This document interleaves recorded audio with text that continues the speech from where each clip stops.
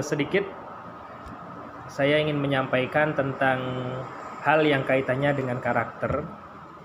Ada istilah dalam Islam itu atau dalam dunia pendidikan juga sama, di semua agama manapun itu, kalau saya mengutip dari kalimat kaidah Islam, itu ada istilah al-akhlaqu fauqal ilmi atau al-akhlaqu qoblal ilmi. Apa maknanya? Yakni akhlak itu posisinya di atas ilmu, atau akhlak itu posisinya sebelum ilmu. Maka apapun yang kaitannya dengan akhlak, maka insya Allah orang tersebut akan menjadi mulia. Apapun yang kaitannya dengan ilmu juga akan mulia ketika diawali dengan akhlak terlebih dahulu. Nah, sedikit ini saya ada slide di sini, ada PowerPoint, mungkin bisa di. Nah, ini.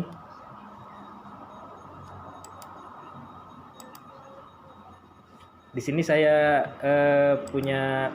Nah, di sini kita bisa lihat bersama-sama salah satu dasar dari ya. Di sini ada tafsir adab dalam Al-Qur'an. Di sini dalam surat At-Tahrim ayat ke-6 dikatakan, ya ayyuhalladzina amanu qu anfusakum wa ahlikum naro.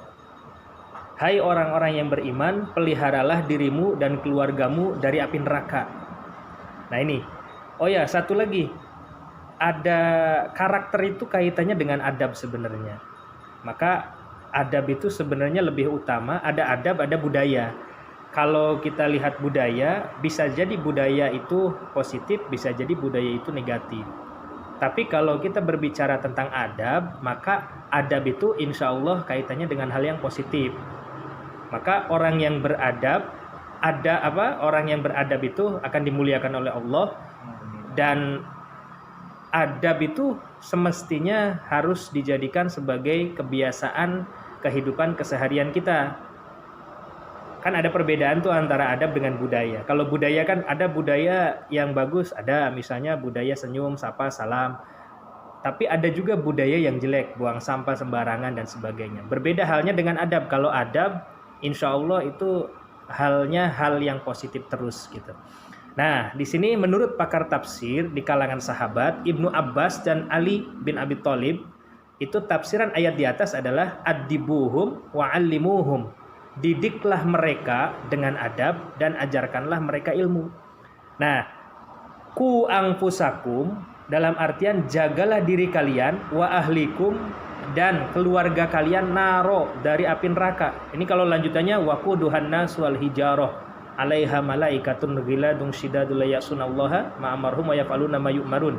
Kalau kesananya tuh kalau seandainya diri sendiri dan keluarga tidak dijaga, maka dia akan dijadikan bahan bakarnya api neraka.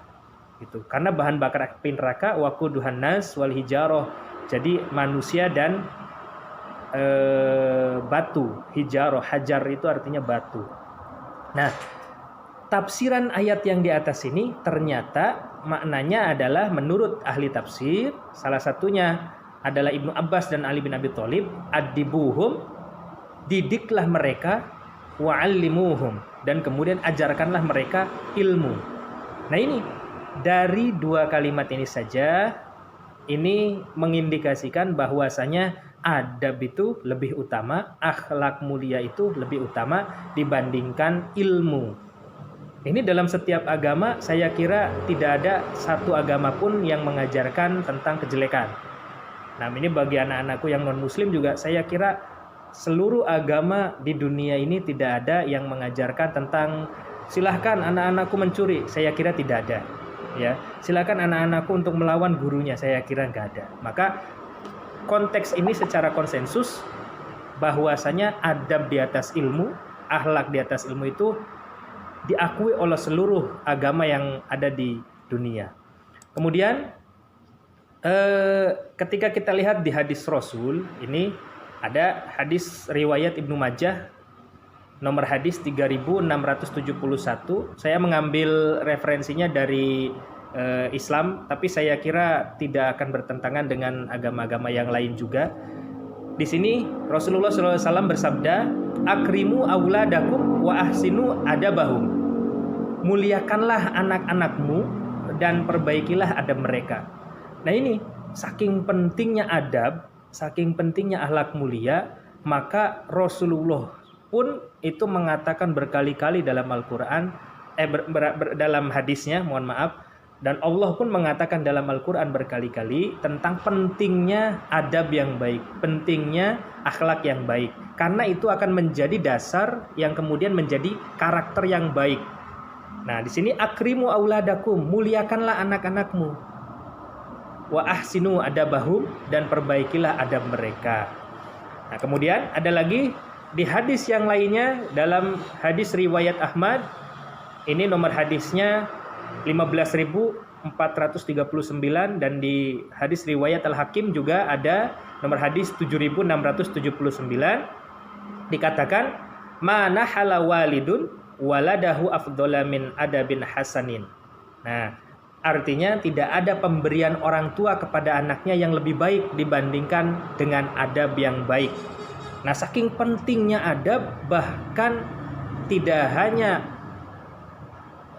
posisinya di atas ilmu, tapi juga posisinya bisa jadi di atas segala-galanya, artinya di atas harta dan sebagainya. Ini terbukti dalam hadis ini, dikatakan tidak ada pemberian orang tua kepada anaknya yang lebih baik dibandingkan dengan adab yang baik.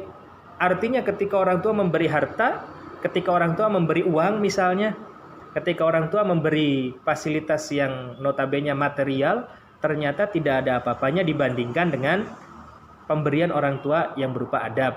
Contoh kecilnya misalnya, orang tua memberikan contoh kepada anaknya untuk makan dengan menggunakan tangan kanan.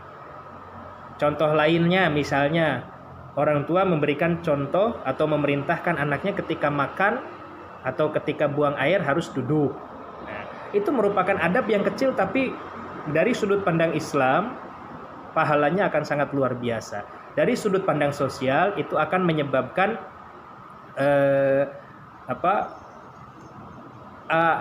pandangan masyarakat yang ketika melihat itu akan terasa enak, ya. Bahkan dari sisi medis pun itu akan ada efek positif ketika kita melakukan apa yang diperintahkan oleh Tuhan kita, oleh Allah. Nah, kemudian ada di sini dari kalam sahabat atau perkataan sahabat. Di sini Umar bin Khattab radhiyallahu anhu mengatakan, ta'addabu tsumma ta'allamu. Nah ini, pelajarilah adab, kemudian barulah pelajari ilmu.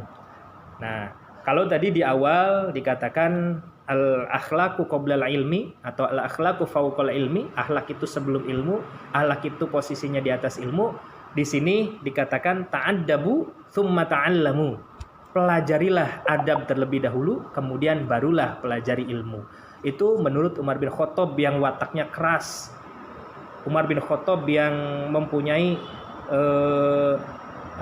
semangat yang sangat tinggi, mempunyai watak yang sangat keras, tapi ternyata lembut hatinya. Bahkan mengajarkan kepada para sahabatnya di masa itu, para kaum muslimin di masa itu, pelajarilah adab, kemudian baru pelajari ilmu, katanya. Nah, kemudian ada lagi menurut Imam Al-Hasan Al-Basri, di sini masih tentang adab. Katanya, in kana rajulu la yakhruju fi adabin yaksibuhus sinin tsumma sinin. Nah, seyogianya seorang manusia itu terus-menerus berusaha memperbaiki adab dirinya dari tahun ke tahun, ya, dari bulan ke bulan, dari minggu ke minggu, dari hari ke hari. Harus ada perbaikan-perbaikan adab. Harus ada perbaikan-perbaikan akhlak. Kenapa? Karena sekali lagi adab atau akhlak ini kemudian nantinya kalau dipelihara dengan baik akan memunculkan karakter yang baik. Jangan jauh-jauh seperti yang tadi saya sampaikan. Misalnya contoh kecilnya, ketika kita punya uang kemudian membeli makanan di kantin, punya uang kemudian jajan, ada bungkus makanannya, maka simpanlah sampahnya itu pada tempatnya. Itu merupakan adab yang mulia. Itu merupakan akhlak yang mulia. Walaupun kecil, itu dari sudut pandang agama bernilai sangat besar.